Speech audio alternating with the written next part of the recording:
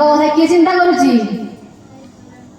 कथा भगवान चिंता करुचंती सेतिबाई कृष्ण को ना कोन विश्वम्भर जे विश्वर भरण पोषण करिवार दायित्व नै चंती आमे तो केवल आम परिवार कथा चिंता कले ना आम को काई आमे तो गाय सेवा करूछु गाय सेवा काई करूचंती कि स्वार्थ अछि ना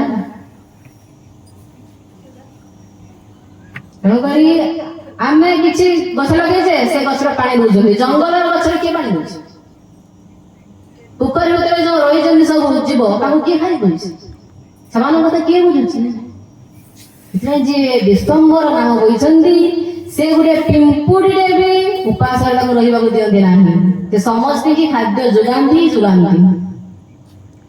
ସେଥିପାଇଁ ଆମେ ତାଙ୍କର ଭଜନ କରିବା ନିହାତି ଆବଶ୍ୟକ। ଏହି ମନୁଷ୍ୟ ଜନ୍ମ ମିଳିଛି କେବଳ ଭଗବତ କଥା ଶ୍ରବଣ କରିବା ପାଇଁ। ଭାଗବତରେ କହୁଛନ୍ତି ଯିଏ ହରି କଥା ଶ୍ରବଣ ନ କରେ ନା ତା କାନ ଗୋଟେ ସାପ କାନ। ଯାହା ଜିହ୍ୱାରେ କୃଷ୍ଣଙ୍କର ନାମ ଶିବଙ୍କର ନାମ ଉଚ୍ଚାରଣ ନ ହୁଏ ନା ତା ଜୀବ ଗୋଟେ ବେଙ୍ଗ ଜୀବ।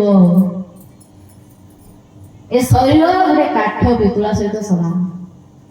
କାହିଁକି ନା ମନୁଷ୍ୟକୁ ଛାଡ଼ି ଦେଇକି ଆଉ ଏତେ ପ୍ରକାର ଜୀବ ରହିଲେ ସେ କେବେ ହରି କଥା ଶ୍ରବଣ କରିପାରିବେନି କିମ୍ବା ଉଚ୍ଚାରଣ ମଧ୍ୟ କରିପାରିବେ ନାହିଁ। କେବଳ ମନୁଷ୍ୟକୁ ସେଇ ଶକ୍ତିଟା ଭଗବାନ ଦେଇକି ପଠେଇଛନ୍ତି। ସେଥିପାଇଁ କହୁଛନ୍ତି ମନୁଷ୍ୟ ଦେହେ ଦିବ୍ୟ ଜ୍ଞାନ ଦେଖି ସନ୍ତୋଷ ଭଗବାନ। କାହା ଦେହରେ ଦିବ୍ୟ ଜ୍ଞାନ ଦେଇଛନ୍ତି? ଏକମାତ୍ର ମନୁଷ୍ୟ ଦେହରେ, ଆଉ କୌଣସି ଜୀବକୁ ଦେଇନାହାନ୍ତି।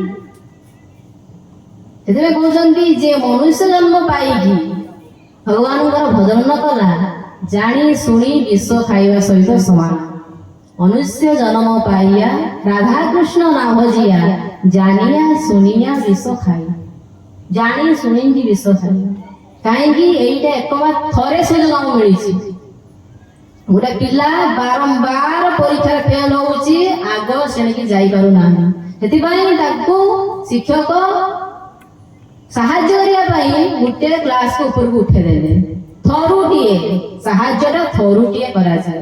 ଠିକ ସେମିତି ଭଗବାନ ଆମକୁ ଆମେ ଯୋଉ ବାରମ୍ବାର ପୁନରପି ଜନ୍ମ ପୁନରପି ମରଣ ପୁନରପି ଜନନୀ ଜଠରେ ଶୟନ ବାରମ୍ବାର ଯୋଉ ଜନ୍ମ ମୃତ୍ୟୁ ଚକ୍ରରେ ଘୁରି ବୁଲୁଛେ ନା ସେଥିପାଇଁ ମନୁଷ୍ୟ ଜନ୍ମରେ ସେ କୃପା କରି ଦେଇଦେଲେ। କାହିଁକି?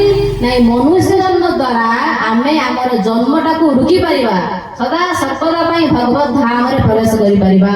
ଆଉ ଏ ଦୁଃଖାଳୟ ଜାଗାକୁ ଆସିବା ପାଇଁ ପଡିବ ନାହିଁ। ସେଥିପାଇଁ ମନୁଷ୍ୟ ଶରୀର ଦେଇଛନ୍ତି। ଆମେ କଣ ଭାବୁଛେ ମୁଁ କେମିତି ଏଇଠି ସୁଖ ରହିବି? ଏଇଠି ନାହିଁ ପରା। ମରୁଭୂମିରେ ଜଳ ଖୋଜିଲେ କେଉଁଠୁ ଆସିବ? ଏ ଜାଗାରେ ନାହିଁ ସୁଖ।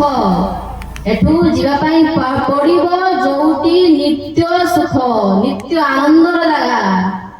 ସେଥିପାଇଁ ଭଗବାନ କହୁଛନ୍ତି ନ ତତ୍ ଭାସୟତେ ସୂର୍ଯ୍ୟ ନ ଶଶାଙ୍କ ନ ପାବକ ଯଦଗତ୍ୱା ନ ନିବର୍ତ୍ତନ୍ତେ ତଦ୍ଧାମ ପରମଂ ମମ। ମୋର ଧାମକୁ ଆସିବା ପାଇଁ ଚେଷ୍ଟା କର, ଯୋଉଠି ଗଲେ ଆଉ ଫେରିବାର ସୁଯୋଗ ନାହିଁ।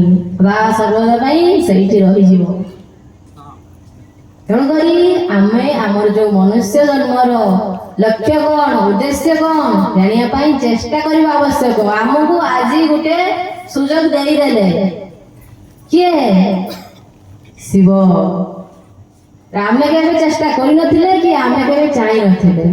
ଯୋଉଟା ହଠାତ୍ କିନା ନ ଚାହିଁଥିବା ଜିନିଷଟା ହୁଏ ସେଟା ହଉଛି ସୁଯୋଗ। କୃପା କରିଦିଅନ୍ତି ଭଗବାନ। ତେଣୁକରି ସେ କୃପା କରିକି ଆମକୁ ଆଜି ସୁଯୋଗ